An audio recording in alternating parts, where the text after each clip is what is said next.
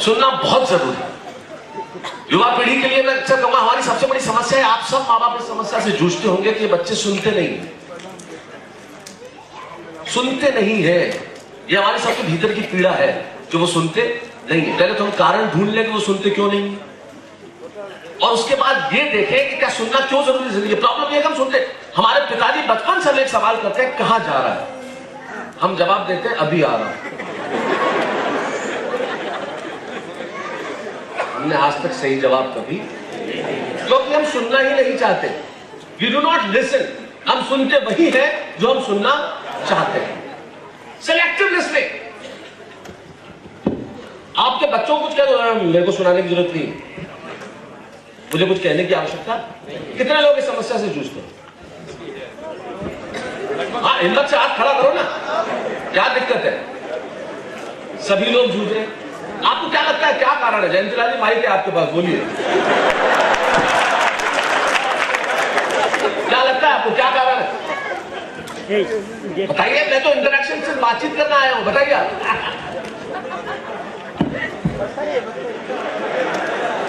कोई भी बताइए जिसको लगता है ठीक, बताइए क्या कारण है, क्यों नहीं? शायद हम सुनते तो हैं पर उसे समझते नहीं कि हमसे पूछा क्या जा रहा है। नहीं, सवाल नहीं, जिंदगी में हम आप कुछ कहना चाह रहे हैं जी? एग्जैक्टली। हमें लगता है कि तो सामने वाला कह रहा है वो गलत है, हमें लगता है जो हम सोच रहे हैं सिर्फ वही सही है। जो आपसे बड़ा है उसका अनुभव आपसे कहीं बहुत बड़ा है। आपके पिताजी ने आपकी तरह एमबीए नहीं किया होगा, लेकिन बगैर एमबीए किए आपको इस हालत में लिया है कि आज आप एमबीए कर रहे हैं। आपके पिताजी ने किसी कॉलेज में जाकर डिग्री नहीं ली होगी, लेकिन बगैर डिग्री लिए आपको वहां तक लिया है कि आप कॉलेज में जाकर डिग्री ले सके। उन्हें अंग्रेजी के 4 शब्द बोलते नहीं आते होंगे, लेकिन आपको अंग्रेजी बोलते देखते हैं तो खुश होते हैं, क्योंकि उन्हें मालूम है उन्हीं की वजह से आप अंग्रेजी बोल पा रहे हैं।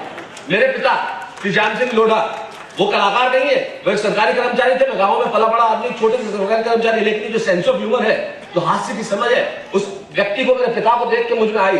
अगर वो इस क्षेत्र में होते तो शायद मुझसे कहीं बहुत बड़े कलाकार होते। मैं आज दुनिया का सुपरस्टार बन गया हूँ, कुछ भी हो गया होगा, लाखों लोग दीवाने होंगे, लेकिन यकीन मानिए आज भी मेरी जुबान मेरे पिता के आगे खुलती नहीं है।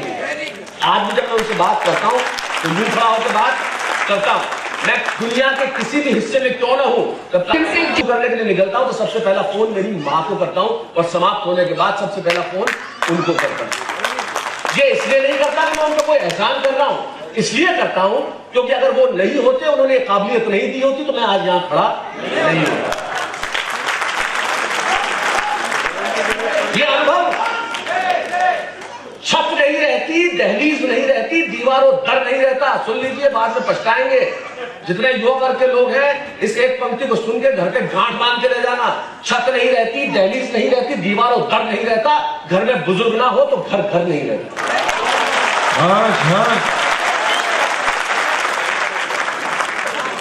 एक 3 बूढ़े घर के दरवाजे में आके खड़े हुए, सफेद दाढ़ी, श्वेत वस्त्र, एकदम बहुत खूबसूरत से लगने वाले बूढ़े।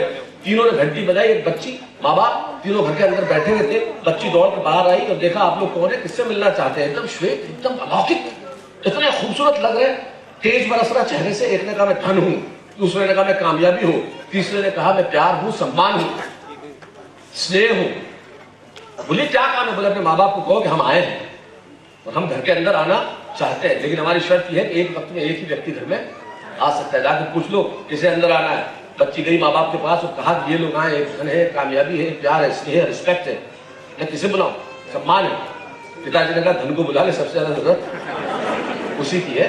धन की जरूरत सबसे ज्यादा होती है दोस्तों, जो आप ऊपर है वो। तो दूसरे माँ, जो माँ थी वो कहने लगी नहीं, कामयाबी को बुला लो, वो कामयाबी आएगी तो अच्छा रहेगा। तो बच्ची बाहर गई, उसे पता नहीं क्या सोचा, उसने तीसरे को आप चलो, वो सबसे अच्छा लगा उसे। अब जैसे ही वो चलने लगा कि तीनों एक साथ अंदर चले चले, तो बच्ची चौंकी। बोले अभी तो आपने कहा था कि एक वक्त में एक ही व्यक्ति घर में आता है। बोले बेटा, जिस घर में प्यार, स्नेह और सम्मान आता है ना, वह धन और कामयाबी अपने आप से मिलती है। जरूरी है कि हमारे भीतर के रिश्ते मजबूत हैं। हमारे भीतर के रिश्तों को मजबूत करने के लिए बहुत आवश्यकता है कि हम अपने बड़ों को सम्मान। आप कुछ बन गए इसका मतलब ये थोड़ी कि आपके बड़े छोटे हो गए। करेगी। माँ बाप कहते हैं हमारे बच्चों को टेलीविजन कम देखे, मैंने कहा आप देखना छोड़ दो, बहुत सिंपल है। मोबाइल फोन कम इस्तेमाल करें, मैंने कहा आप इस्तेमाल करना छोड़ दीजिए, मत देखिए, कोई जरूरी नहीं है। मेरे कहने का मतलब सिर्फ इतना सा है कि मनोरंजन की आवश्यकता मनोरंजन के लिए होनी चाहिए, मनोरंजन की आवश्यकता बीमारी नहीं होनी चाहिए, मनोरंजन की आवश्यकता एडिक्शन नहीं होना चाहिए।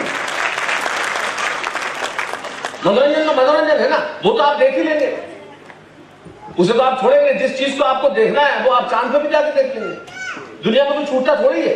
लेकिन कहने का मतलब ये है कि हम लोग अपने आप को इस कदर ढाल लेते हैं, हम अपने आप को इस कदर मशगूल कर लेते हैं कि हमारे पास कोई और चीज रहती नहीं।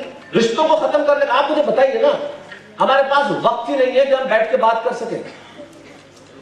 और मुझे खुशी है कम से कम एक वक्त तो आपके पास ऐसा है तारक मेहता का जिसमें पूरा परिवार एक साथ बैठ जाता है।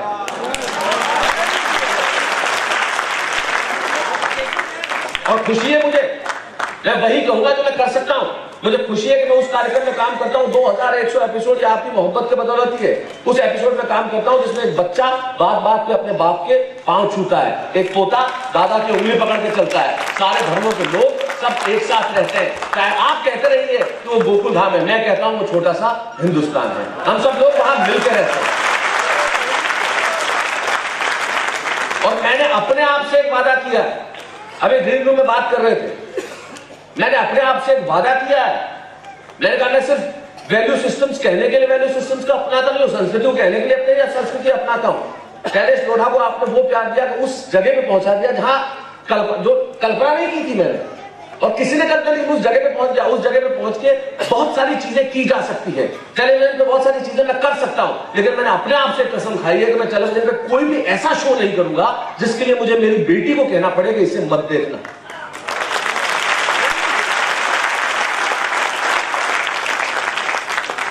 ये वैल्यू सिस्टम भीतर से उपजता है, ये हमारी संस्कृति है। मुझे नाज है मेरी संस्कृति, मेरी शिराओं में हिंदुस्तान बैठा, मुझे नाज है। ये संस्कृति सबसे बड़ी चीज है हमारी, हमारी सबसे बड़ी ताकत है, हमारे परिवार हमारी सबसे बड़ी ताकत है। आपको मालूम है विदेशों के अंदर लोग तरस जाते हैं, एक मदर्स डे। अब हिंदुस्तान में मुझे बताइए क्या जरूरत है मदर्स डे और फादर्स डे? मेरे तो 365 दिन मेरी मां के दिन है, मेरे तो 365 दिन मेरे पिता के दिन है। ये तो उस देश की संस्कृति है जहां मां के लिए आप एक दिन साल में जाते हैं, उस देश की संस्कृति जहां पिता के पास आप साल में एक दिन जाते हैं। हमारी तो संस्कृति ऐसी है जहां 365 दिन हम सुबह पांव छूते हैं। और मुझे नहीं मालूम है हमारे घर में आज भी जब शाम को बत्ती जलती है और अगर माता पिता वहां बैठे हो तो सबसे पहले उनके पांव छुए जाते हैं। जब बिजली जलती है तो सबसे पहले बचपन जी जय जय या जो भी आपका संबोधन हो सिर्फ इसलिए किया जाता है कि आपके जो चरणों की रज है वो मेरे मस्तक से भी बहुत भारी है, इसे इन्हें छू के मैं मेरे माथे पे लगा देना चाहता हूँ। ये चीज सिर्फ इसी देश की संस्कृति में है। और युवा वर्ग को जब मैं देखता हूँ कि जब अपनी संस्कृति में विमुख होते चले जा रहे हैं तब मुझे मन में पीड़ा होती है, क्योंकि इनसे मुझे उम्मीद बहुत है।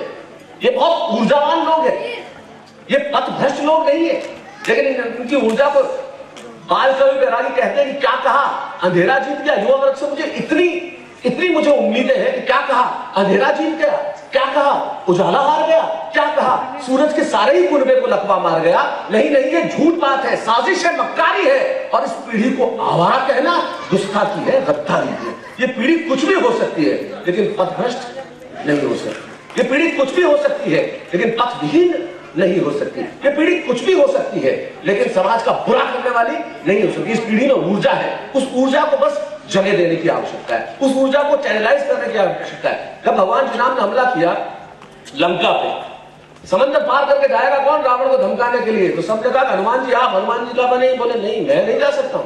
तो जामवंत आया और याद दिलाया हनुमान तुमने बचपन में सूर्य को निकल लिया था, तुम तो वो हो। हनुमान ने कहा ऐसा? बोले ऐसा। और एक छलांग में पूरे हनुमान जी समंदर पार कर गए। आप सारे के सारे लोग बजरंग बली है, मैं तो जामवंत हूं।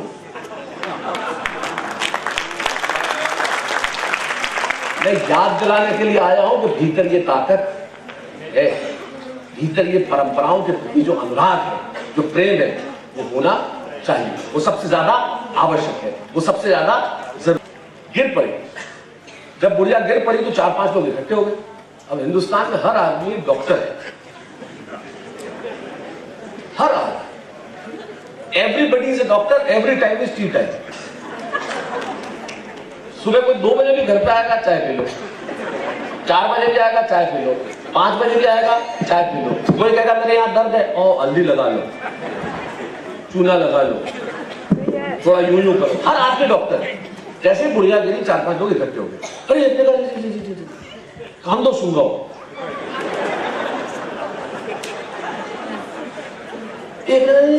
मिलकी जूतो जूतो जूतो। तीसरे ने कहा नहीं ब्लड प्रेशर कम हो, जलेबी खिलाओ जलेबी। चौथे ने कहा नहीं ढक्कन के नीचे की 10 दबाओ।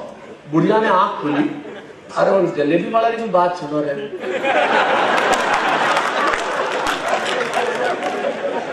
उसने वही सुना जो सुनना चाहता।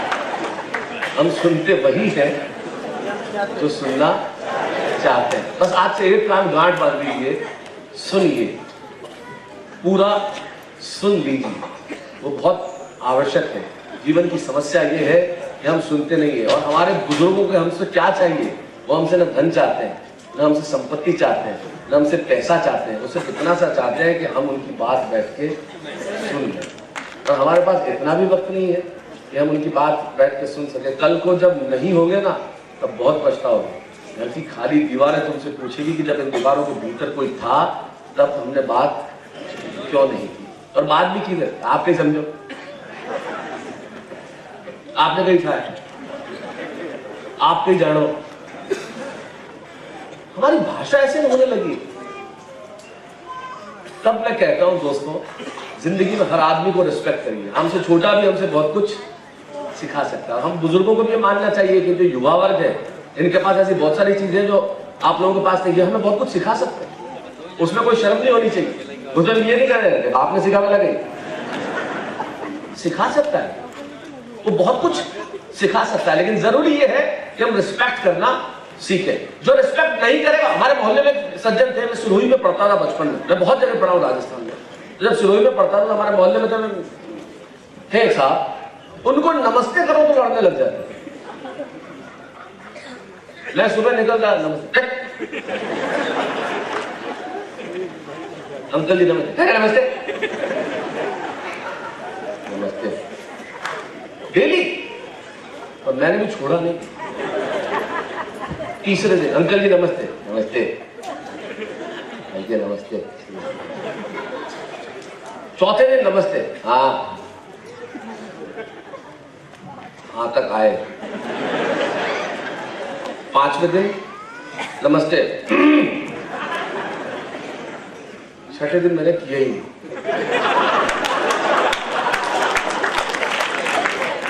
7वें दिन आवाज दी, नमस्ते नहीं करेगा? मैंने कहा अंकल जी नमस्ते, हाँ नमस्ते। मैंने अपना प्रयास करना। I have a right to try. Why not? We may meet a lot of persons in this world who may not be as you are. They may not be as you want them to be. But I have a right to try. Why not? If I try, I'll grow. If I grow, I'll achieve. सपने देखिए। जिंदगी में सपने देखने से डरिए मत, वो जरूर कीजिए। केवल आशीष ने कहा है कि मोहब्बत के शहर का आबोदाना छोड़ देंगे क्या, और जुदा होने के डर से दिल लगाना छोड़ देंगे? सपने देखिए, जरूर देखिए, वो बहुत आवश्यक है और वो बहुत जरूरी है, और उन्हें पूरा कीजिए। उन्हें पूरे करने की काबिल रखिए। आप अच्छा लिख सकते हैं तो बोलिए कि हाँ मैं अच्छा